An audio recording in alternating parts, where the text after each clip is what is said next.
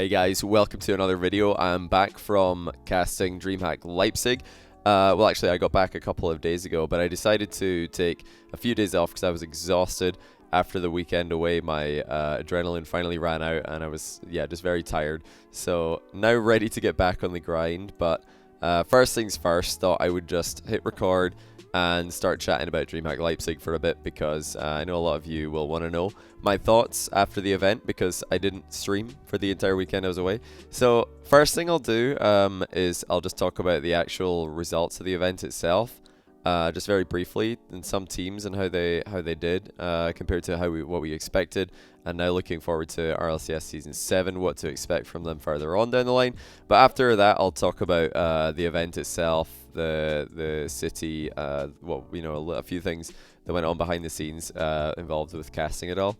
Yeah, let's bring up the event. So yeah, spoiler alert, if you've not seen the event, then what were you doing this past weekend? And secondly, you probably look away now because I'm gonna talk about results. So definitely spoilers coming. But yeah, let's just blast through day one and talk about some of the results here. Remember that day one could have been pretty tough and should have been pretty tough for a lot of the American teams who flew in very late. Flying east to west on the globe is, in my experience, much harder than flying west to east, which gives European teams in American events a slightly better time than American teams in European events, which is, not surprising when you look at the results. No American team has won a European event yet. So yeah, that's not to say they didn't do well in day one though. Cloud9 breezed through 3-0, 3-0. G2 breezed through 3-1, 3-0. Rogue and Savage are the other two teams to really talk about in this group. Everybody thought that they would be the most likely to get through. Obviously, Veloci and Mindset, and they're pretty dangerous teams as well. But Rogue and Savage, everybody thought they're going to make it through. And then Rogue destroyed Savage. This game did happen on stage, so I thought, well, maybe Savage are not going to be as good as we expected. That online form not transitioning to the stage very well at all. But then in the loser bracket, they picked it up, and these games were off stage, if I'm not mistaken. So back in the player area, they seemed to do really well. They made it into day two. Rogue, meanwhile, they lost to Cloud9. And then in the loser bracket, they got 3-2'd by Mindset, which is an upset. But Mindset is a very dangerous team. It shouldn't be, it's not like a crazy upset. These aren't three names that nobody knows when they showed up to the event. Osel and Calix have both been in RLRS before. Astral's an up-and-coming player in Europe. He's been doing really well in rank X, if I'm not mistaken. Not sure if it's S or A, so sorry, Astral, if I got that wrong. But, seeing that result from my perspective, I was like, I could totally see that, especially on a day one off-stage game. It's a different setup than the on-stage where, they did pretty well against Savage, at least. So yeah, Rogue, I wouldn't be too worried about them just yet. AJ was looking really good in this on-stage match against Savage, which is really cool. So in Group B, NRG breezed through their first game, but then they ran into Tainted Minds and they had to reverse sweep them. This overtime game 3, of course, that could go either way. NRG did win that, and then they looked a lot stronger in the last two games. But Tainted Minds actually impressed me a lot. They first of all 3-0'd Splice, who are another RLCS team from NA, and then made NRG look second best for them for the first half of the series before NRG finally came back and looked like they woke up a little bit.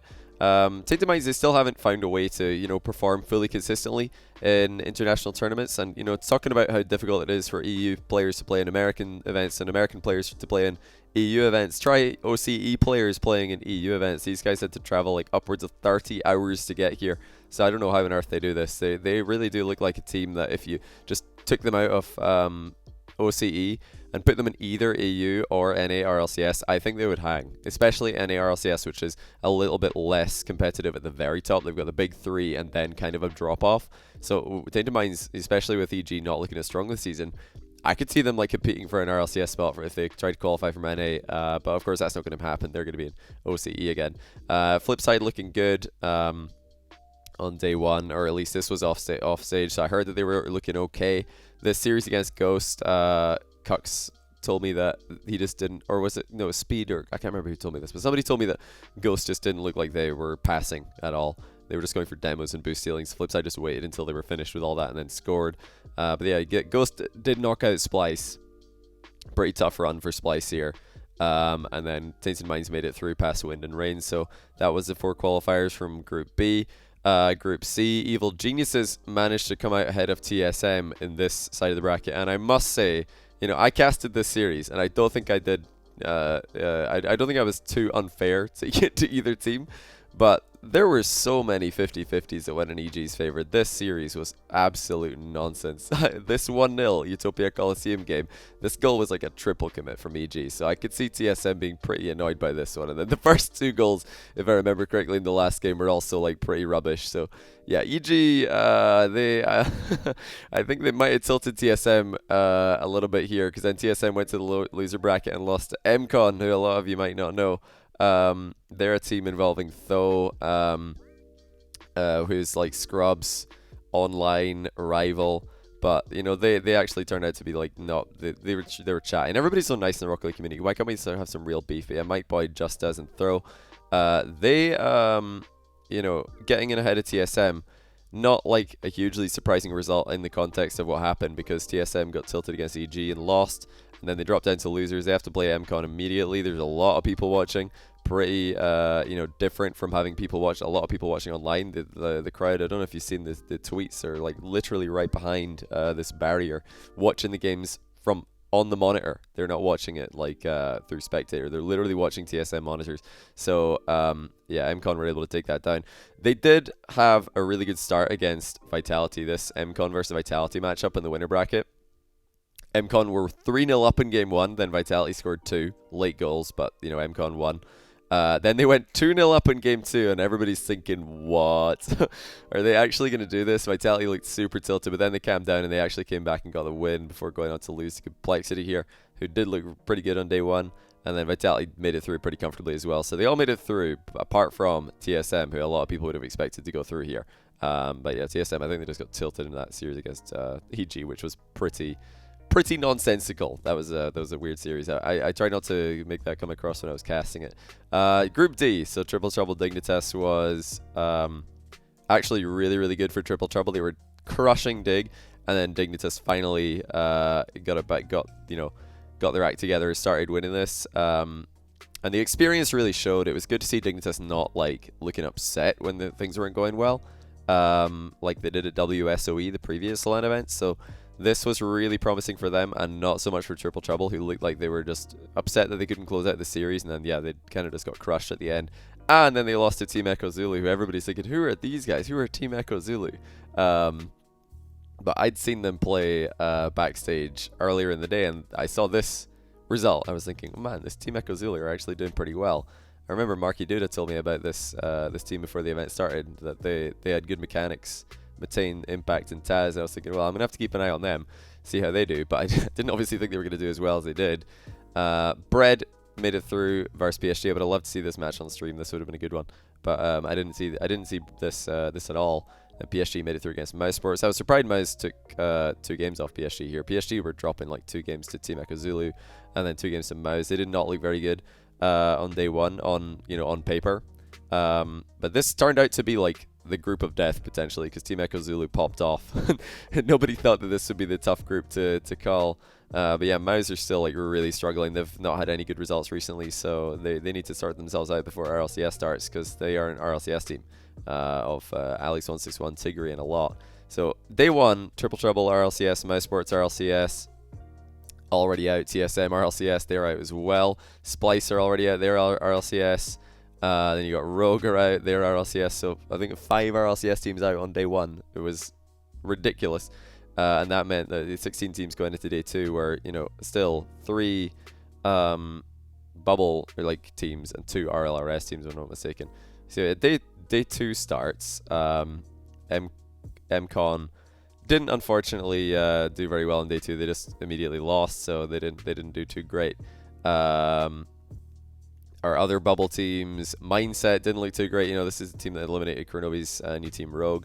They just went out. They actually did take Ghost to game 5, but doesn't everybody. This is pretty crazy scores. 5-1 in game 3 for Ghost, 4-0 in game 1 for Mindset. Some really one-sided games were happening backstage. Super happy to see NRG versus G2 up here. That was a game that I was hoping to see NRG winning. I was also really glad because I love this team. And now this is probably the highlight in Group B of day 2.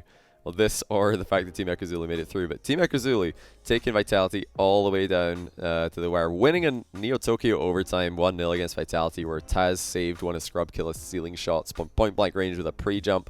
And then, of course, close game of Champions Field as well to almost take it. So Team Ekazuli, like, by far the best bubble team here, and actually smashed Ghost, which is funny because when I was looking at the casting schedule, these were the two games that were last up for the day: Team Ekazuli versus Ghost and G2 versus Bread. And I'm thinking when I'm casting one of these, I'm thinking, G2 versus Bread's looking pretty good there. You know, Ghost have not been performing very well. Team Ekazuli are a bubble team. So I don't know if like this will be as fun to cast as G2 versus Bread. But then when Team Ekazuli nearly beat Vitality, I was like, oh my goodness, please let me be casting this game, and I was. So I was super happy about that, and it was a beast. Congrats to Team Ekazuli and surprising everybody here. Last game in Utopia Coliseum with a crazy save, one of the plays of the tournament from Taz to save this game. Definitely go and watch that game 3 from day 2, final series if you haven't already. And yeah, G2 did take it over Bread, who took it over EG. This Bread team might be starting to look like the 4th best team in North America right now, with EG still struggling, Ghost struggling, Splice struggling. I've actually forgotten who the other NA teams who are even here are, but yeah, Rogue don't look like they're doing too well. So they might be the team who are starting to become 4th best NA. We'll have to wait and see. Because the clear big 3 is still G2, Cloud9, NRG, who, by the way, this is day 2 Group A. I don't know why I skipped down here. But yeah, Savage smashing Cloud9. Nobody saw this coming. I don't think, like, a win for Savage was feasible, but not in this manner. Savage have looked unbelievable here. And remember, Cloud9 3-0'd Rogue, and Rogue 3-0'd Savage in day 1, so Savage to 3-0 Cloud9 makes the perfect trifecta, and then they win this crazy result after 3-1ing Flipside offstage as well. But this is actually less surprising to me because Speed said that he really didn't want to play Savage, so they must not like this matchup at all. Tainted Minds didn't do as well in this last day, but they did get eliminated by Flipside, Cloud9, and Energy on the previous day, so not the worst tournament for them. That's a really tough run for them. Dignitas just looked like better and better the longer this tournament went on, and Cloud9 did manage to get into the final day through loser bracket against Complexity. So yeah, I think I've talked about all the results up here. Let's go into the final day before we talk about the event more in general. So Savage over G2, this makes sense to me. But I was impressed by Rizzo all weekend actually for G2, and I think they're looking promising because if Rizzo's playing well, everybody knows Jane Apps has got it in him to be one of the best players in the world, and Chicago is still pretty new on this team, and I think he's got crazy potential. If he could just like start not hitting the crossbar, that would be good for G2. He hit the crossbar a lot this weekend. But yeah, that G2 out to Savage from EU. Dignitas swept Team Ekozula. Unfortunately, the boys, the bubble team couldn't do as well on the last day. NRG beat Cloud9. You know, a lot of people will think, oh, this is an upset because Cloud9 recently won RLCS Season 6. Go to the grand final of E-League. But at that same E-League tournament, NRG beat Cloud9 on day 1, and it was actually TSM who eliminated both of them. So I still put NRG ahead of Cloud9. I pretty much will always, well, in the recent times, I've always been predicting NRG to beat Cloud9 whenever they match up, because I think out of the last, 7 or 8 times they've matched up, I think NRG have won 5 or 6 of those matchups. So they have a good head-to-head record with Cloud9. And then Vitality beating Flipside in one of the best series of the tournament, Game 5 overtime. So that's another one to go watch if you haven't seen it already. Crazy stuff. This was, I think, series of the tournament, though. Best of 7 Game 5 overtime between Savage and Dignitas, which Dignitas took. So that's, I think, the best series of the tournament. I was very happy to be casting this one. It was awesome. And then Vitality, I didn't get to actually see much of this because I was just resting my voice before casting the final. So I didn't hear the casting or hear the crowd or anything. I was just like staying calm and trying to save my voice and prepare myself to cast this series as best as possible. But Vitality took it over to NRG, looking very strong at the end.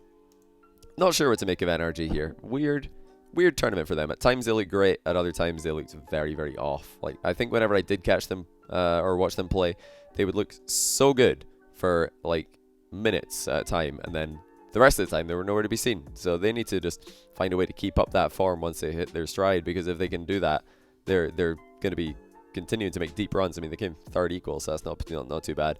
And then of course the grand final, which super dead series. Nothing happened for 3 games. Then finally Vitality woke up and made it into a crazy series, and it was a long wasteland overtime in Game 6, nearly making it into Game 7, but Scrub and K-Dot missed an open net at the same time, so no Game 7 for us. But yeah, that was a pretty amazing final as well. Vitality are looking good. Dignitas are looking good. Savage are looking very good. These look like the 3 teams in Europe to beat right now. But you never know if Flipside are going to play better than they did at this event. They were a bit ropey. I mean, after winning the last major, I think they maybe just got overconfident. Maybe they just weren't as prepared. But we'll see. They can definitely bounce back. PSG have yet to really impress significantly at a major. Mouse from EURLCS are not looking good. Then Triple Trouble actually did look good, but they tilted out of the tournament after losing to Dignitas, and they ran into a tough at Team Echo Zulu squad. And who's the last EU RLCS team that I've yet to mention? I swear there's one more. Did they already get eliminated in day 1? Or I must have scrolled past them. Who is it again? I've totally blanked. I have to go look up the RLCS. But yeah, I think that's wait, no, who is it? I must find out. Okay, EU RLCS Season 7. I'm doing this on my other monitor right now because I have to know. Alright, let's see who's the team that I've forgotten. It's going to be embarrassing. TSM! Of course. Well, they did get eliminated day 1, so that's why I forgot them. But yeah, TSM, I think they can bounce back. It's looking dodgy for Mouse in particular. I think everybody else is looking like they should be able to figure it out. But we'll see. We'll see. Maybe Mouse are going to do what they did last season, just win twice on day 1 and then actually do well. But yeah, that's like my thoughts on the results. Well, actually, I'll do the same thing for NA. So NA RLCS teams are looking like they might be struggling right now. I think Splice. So you've got Splice and Mouse are the 2 teams that are looking like they're really struggling right now. Rogue and Ghost also for NA not looking too hot. EG not looking as good as last season. Bread are looking pretty good, and then you've got the big 3. So pretty standard stuff in America, just big 3. EG not looking like quite as much of a threat. Ghost looking like a bit more of a threat, but still not that threatening. Rogue looking super inconsistent. And Splice, I don't know what happened to them. They dominated the Arrival series last season, and now they just don't look like they've been able to keep that up. So we'll see. We will see. But nothing to worry about just yet for too many of the NA teams, because I don't think that the overall standard of the NA RLCS this season is going to be as high as EU, which is looking very stacked. It's very scary in EU. Got to hit the ground running in week 1. But anyway, let's talk about Leipzig. So flights were really good. I must say I'm impressed with Lufthansa. Is that how you pronounce it? Very nice flights. Very on time. 10 out of 10 would recommend. The city of Leipzig, I thought they would be more lively because I live in Glasgow, Scotland, which is a similar size, and I thought that it was going to be like more people and stuff going on. I'm just gonna sit in Manfield here. Hopefully you guys don't mind. But yeah, it was pretty dead. There wasn't like that much going on, especially at like 10:30 on the last night when we went out to just explore. No one is out even outside. I was like, well, where did everybody go? There's like 600,000 people live in the city and they're all sleeping. So yeah, it's a very quiet city, but it was really nice and like pretty. I went to the zoo on the first day that I was there, which was amazing. Thought I could just go into the zoo, walk around with my friends for like 45 minutes, 1 hour, see everything and leave. We must have been there for over 2 hours. I don't think we even saw close to half of the stuff that was there. It's huge. I couldn't believe how big that zoo was. So I would recommend Leipzig Zoo if anybody goes to Leipzig. It was very, very cool. Let's see now. So, okay. Talking about the event in particular, Dreamhack and Psionics did a really good job. I love the format. I love the admin team, the production team. They're all fantastic to work with. Everybody's super chill, very, very friendly. So that was great, and everything was very organized as well. So, you know, massive shout out to them, making it so easy on me and the other commentators while we're there. Actually, talking about the commentary, I didn't hear like pretty much any of the analyst segments or any of the casting from JamesBot and Jarby, because I watched most of the games in the green room where we didn't have audio for that. And the games I did watch outside, I was mostly in the crowd. I was mostly talking to people, so I wasn't really paying attention. So I really don't know like what any of that sounds like. I don't know what mine and Shogun's casting sounded like either. I haven't had a chance to watch back on much of it yet, but what I can say is that working with Shogun continues to be a pleasure. He's a really, really talented guy, very, very easy to work with. And I think my favorite thing with working with Shogun and a lot of the other casters that I've worked with in Rocket League so far is that everybody just wants to like learn and improve. So it's never nobody's been secretive and trying to keep to themselves and trying to one up everybody else. It's just everybody trying to make the show better. So yeah, that was really nice. Saw tons of positive feedback and just in general nice things that the community were saying on Reddit, Twitter, the occasional YouTube comment even. So thanks to you guys for that. If any of you were watching the event, spamming my emotes and name in Twitch chat, that's always going to be appreciated. But yeah, it was awesome to see everybody enjoy the casting as much as they did, because I also enjoyed it. It was great. I mean, it was a really cool event, the most stacked tournament in Rocket League history, and some of the best games I've ever seen for Rocket League 3v3. I saw, just to like preempt the inevitable question that's like, will you be casting RLCS / will you be casting RLCS with Shogun? Everybody's been asking this. That's up to Psyonix. I've made it very, very clear whenever people ask me on my Twitch channel for the past like year and a half, I don't know how long I've been saying this, that I'm not interested right now in making long stays away from my current home in Glasgow, Scotland. So the way that RLCS is currently set up has a group stage for 5 or 6 weeks, I'm not exactly sure. And then there's the playoffs, and then there's the LAN. And I live 8-hour time zone away from California, where they have that studio to run the event, and there's no way I just can't see myself in my, you know, currently where I am in my life, making that trip for that length of time. You know, taking myself away from my everyday life, and also it would damage. I think it would really like be hard for me to keep up with Twitch and YouTube as well, and I don't like that either. I want to be able to make YouTube videos. I want to be able to stream.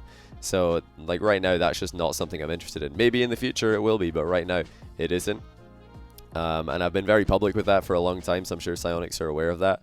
That being said, you know, if they did ask me to, you know, commentate like more events like Dreamhack Leipzig, or, you know, one-off weekend stuff related to RLCS or pretty much any other Rocket League tournament, where I only have to fly out, do the event, and then I can go home and get on with my life and my content creation. Of course, that's exactly like what I've been interested in doing since day one. So that's really up to them, and I'm not like fussed. If they want me for something, then I'll try and be you know, as helpful as possible. But if they don't, if they want to keep it like the closed talent pool of RLCS, that makes perfect sense to me as well. So I really do appreciate you guys who are like all asking on Twitter and on Reddit for me to be given a chance to commentate RLCS and other Rocket League events. That's really cool that you guys would do that for me. But just understand, like, they have to try and fit in a lot of other people. There's so many casters in Rocket League, and they've got to try and give everybody a shot and keep everybody happy. So I don't know. We'll just have to wait and see. But right now, I'm just enjoying what I'm doing. Love living in Glasgow, Scotland. Don't want to leave anytime soon. Love streaming and making YouTube videos and going off the occasional event to meet all of you guys who also go there and commentate great Rocket League games. So I guess we're just going to keep doing this. But yeah, on that note, thank you all honestly for the support. And I just thought I would make this quick video to talk about the event really quickly. Give a few brief thoughts on where the teams are at the moment. Might do another like RLCS predictions video before RLCS League Play Season 7 starts. But yeah, that was Dreamhack Leipzig. If you didn't catch it, then you can. I believe that Dreamhack will be uploading all of the videos to their YouTube channel. Like, let me just really quickly check that. I should have done this before. But yeah, they're usually on the Dreamhack Rocket League YouTube channel, if I'm not mistaken. Where is it? Oh, maybe they just have a Dreamhack YouTube channel. Why can I not find this? Oh, there it is. Yeah, just Dreamhack on YouTube. They usually, if they haven't already uploaded all of the games to their YouTube channel, they usually do. I mean, for the last Dreamhack I casted, they did that like in the weeks that followed. Doesn't look like they're up there right now. So yeah, if you do want to watch them now, if you want to catch up on the event that you missed, you can go to twitch.tv/Dreamhack Rocket League. It's all one word. And then you can watch all the games there. And the ones I highlighted while I was going through that all those brackets, they were my personal favorites. I'm sure I might have missed a few. But if you did like any of the other games, be sure to comment down below so people can watch those and make sure not to miss out on any of the crazy moments or the crazy results that happened. And yeah, don't be too harsh on all of your favorite teams who didn't do so well. This was a super stacked tournament. All the best teams in the world were there, and even the other teams who are not considered the best teams in the world were pretty tough to beat as well. So these events are not easy. That's why Dreamhack always has so many upsets.